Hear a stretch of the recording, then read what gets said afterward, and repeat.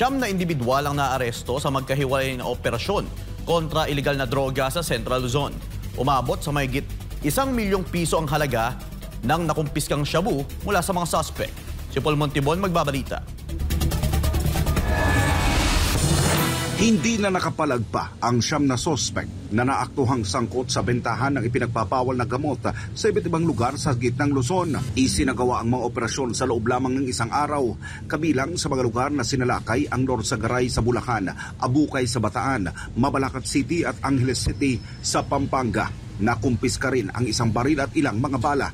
Sa Norsagaray, Bulacan, naaresto ang tibot o tuslok at 3 iba pa. Nakumpiska ang 48 gramo ng hinihinalang shabu na may halaga na mahigit 300,000 piso.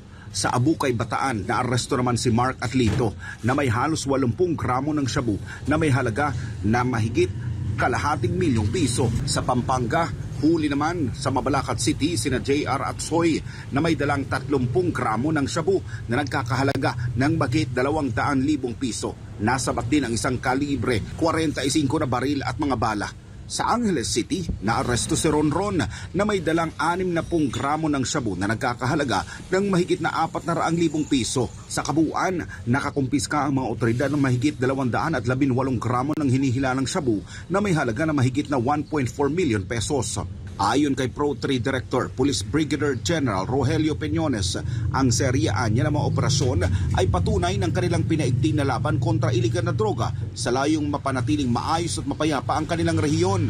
Nagbabala rin ang mga otoridad na hindi nila palalagpasin ang sino mang sangkot sa iligal na droga. Anila, may kaukulang kaparusahan sa batas para sa mga mapapatunayang lumalabag.